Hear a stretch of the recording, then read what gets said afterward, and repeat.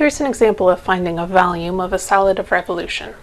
Let's find the volume of the solid obtained by rotating the region bounded by y equals x to the third, y equals 0, and x equals 2 about the line x equals -1. So the first thing I always encourage you to do is to draw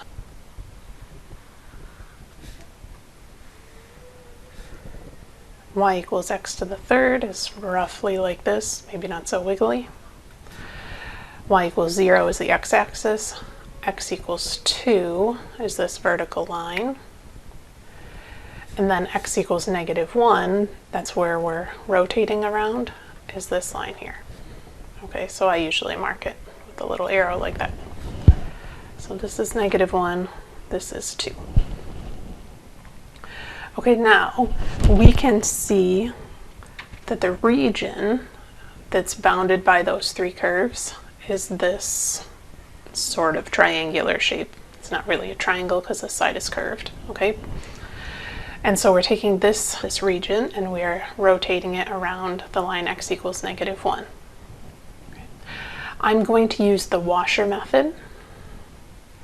So we're going to have horizontal slices, and the width of each horizontal slice is delta y, and I'm going to imagine the height of each horizontal slice as being at y. Now this is a variable y because the slices range all the way from the bottom up to the top. Okay, I need to figure out the upper bound. Okay, we can see that the lower bound is y equals 0. The upper bound is where the curve y equals x to the third and the line x equals 2 meet. So y equals x to the third and x equals 2. That means y equals 2 to the third, or 8. So that y value is 8. For the washer method, we want to talk about the inner radius and the outer radius.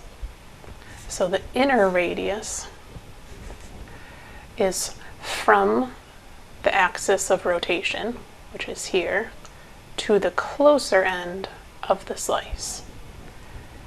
Okay, the closer end of this slice is on this curve. Okay, now remember that we need to write this in terms of y.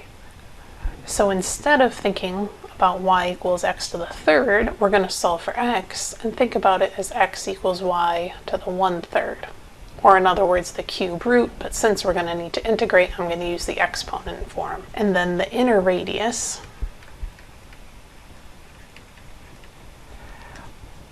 we're thinking right minus left. So the right side of this blue line is on the curve x equals y to the 1/3, and the left side is on the vertical line x equals -1.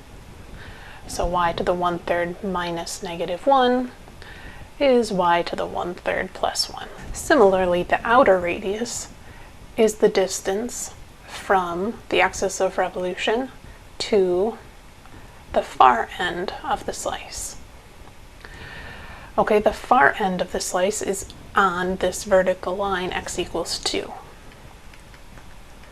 So the outer radius is the right side 2 minus the left side -1, which is 3. Now we can set up the volume.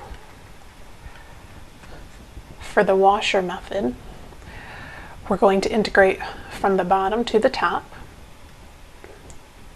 0 to 8.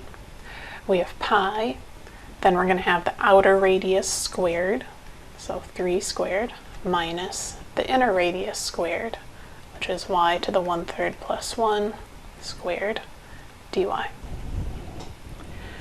In order to evaluate, we can pull the pi out front and just do some algebra to simplify the integrand. We have -y to the 2/3 minus 2y to the 1/3 plus 8 dy.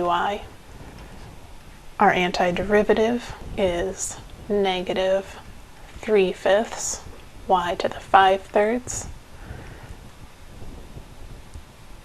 minus 3/2 y to the 4/3 plus 8y, and we need to evaluate from 0 to 8.